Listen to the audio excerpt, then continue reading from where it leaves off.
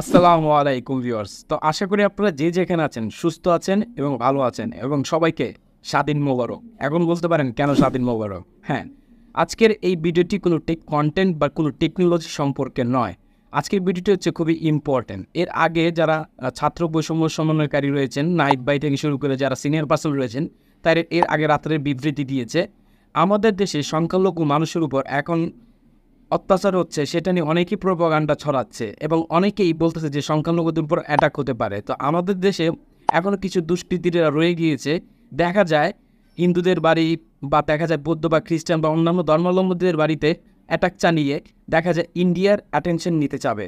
বিশেষ করে যেমন আমাদের পার্শ্ববর্তী দেশ ভারত রিপাবলিক গণমাধ্যম একটি ইউটিউব চ্যানেল রয়েছে, সেখানে তারা প্রচার করতেছে যে আমাদের দেশে সংখ্যালঘুদের উপর নাকি আক্রমণ হচ্ছে এবং তাদেরকে অনেকভাবে নির্যাতন করা হচ্ছে পুরনো ছবি দেখিয়ে অথবা পুরনো ভিডিও ফুটেজ দেখিয়ে, কিন্তু এটা সম্পূর্ণ মিথ্যা।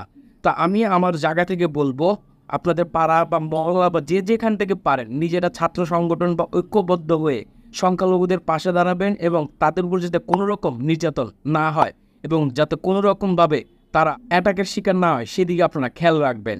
আর বিশেষ করে আমরা যে কাজটি করতেছি, আমরা গতকালকে দেখলাম দেশটি দেখা যায় যখন সে প্রধানমন্ত্রী পদত্যাগ করার পরই গণভবন থেকে শুরু করে সংসদে শুরু করে অনেকে অনেক কিছু লুটপাট করে নিয়ে গেছেন, অনেকে অনেক কিছু করেছেন। তো এটা হচ্ছে আমাদের রাষ্ট্রীয় সম্পদ। আমাদের সম্পদ যদি আমরাই নষ্ট করি তাহলে কি করে হবে? তো যে নিয়ে গেছেন, তো দয়া করে সম্পদগুলো ফেরত দিয়ে আসবেন, যেহেতু এটা রাষ্ট্রীয় সম্পদ। সংসদ একটি গুরুত্বপূর্ণ একটি জায়গা বাংলাদেশের কনস্টিটিউশন অনুযায়ী। তো দয়া করে তার আপনার সম্পদগুলো নিজ দায়িত্বে ফেরত দিয়ে আসবেন, কারণ এগুলা আমরা নষ্ট করতে চাই না। আর বিশেষ করে আজকে 2 দিন হয়ে গেল, গতকালকে ঘটনা, আজকে নিয়ে 2 দিন। অনেক জায়গায় অনেকের আওয়ামী লীগের ঘরবাড়ি পুড়িয়ে দিয়েছেন বা অনেক জায়গায় দেখা যায় অনেক পুলিশ অফিসারকে মারধর করেছেন বা অনেক থানা জ্বালিয়ে দিয়েছেন। এটা হচ্ছে রাষ্ট্রীয় সম্পদ, এটা আমাদের সম্পদ। তাদেরকে মেরে কী লাভ? আপনার উপর যদি কোনো অফিসার থাকে, সে যদি আপনাকে বলে যে তুমি এই কাজটা করো, তো একজন কনস্টেবল মেরে আপনার তো কোনো লাভ নেই। এই পুলিশ তো আমাদেরই, এই পুলিশ তো আমাদেরকে রক্ষা করবে, তার তো কোনো দোষ নেই। সে মাস শেষে 20 থেকে 30 হাজার টাকা স্যালারি পায়, তার ঊর্ধ্বতন কর্মকর্তার অনুসারে আদেশ দেওয়ার কারণে এই কাজগুলো তারা করে। তো তাদের তো কোনো দোষ নেই।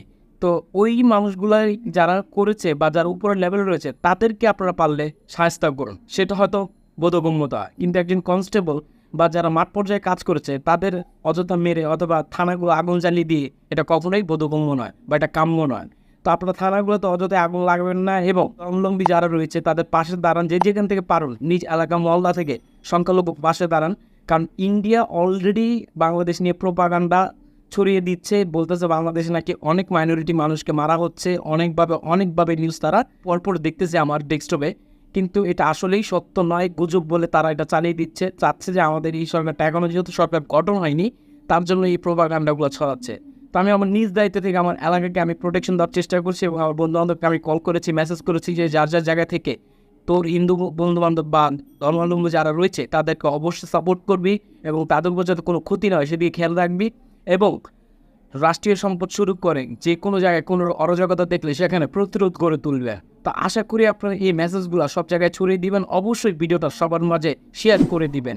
প্লিজ রাষ্ট্রীয় সম্পদ নষ্ট করবেন না এবং দয়া করে, এটা আমাদের দেশ। স্বাধীনতা অর্জন করা অনেক সহজ, কিন্তু রক্ষা করা তার থেকে বড় কঠিন। এই কথাটি খুবই গুরুত্বপূর্ণ। দেশ স্বাধীন হয়েছে, মুক্ত হয়েছে বা যেটাই বলেন না কেন, আমরা একটি গণতান্ত্রিক দেশ চাই, আমরা একটি সুন্দর একটি ভবিষ্যৎ চাই, আগামীর ভবিষ্যৎ এবং আগামী প্রজন্ম আরও সুন্দর হোক।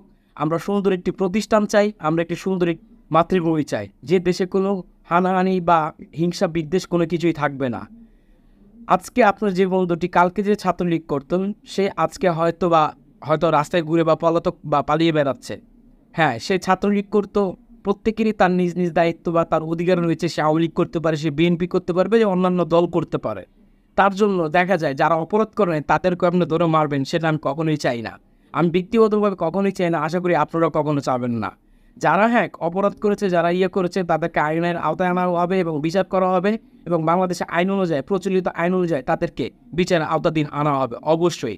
আর অবশ্যই আপনারা হানাহানির দিকে যাবেন না, মারপিটের দিকে যাবেন না, ধ্বংসাত্মক কোনো কাজ করবেন না, প্রত্যেকের পাশে দাঁড়াবেন। আওয়ামী লীগ, বিএনপি বা যে কোনো দলে হোক, আমরা কোনো কিছু বুঝি না। আমরা একটি সুন্দর জাতি চাই এবং সুন্দর একটি দেশ চাই, যে দেশটি সুন্দরভাবে যারা পরিচালনা করতে পারবে তারাই দেশে আসুক এবং তারাই দেশটাকে পরিচালনা করুক, সেটাই আমরা চাই। আমাদের অধিকারগুলো পূর্ণ হয়েছে এবং আমরা খুব খুশি এবং স্বাধীনতাকে রক্ষা করা দায়িত্ব আপনার, আমার এবং সাধারণ জনগণের। আসুন আমরা এই প্রতিজ্ঞাবদ্ধ করি, স্বাধীনতা অর্জন করা সহজ কিন্তু রক্ষা করা তার থেকে বড় কঠিন। এই দেশে নয় আর হানাহানি, সংখ্যালঘুদের পাশে দাঁড়াই। ভালো থাকবেন, সুস্থ থাকবেন, আল্লাহ হাফেজ।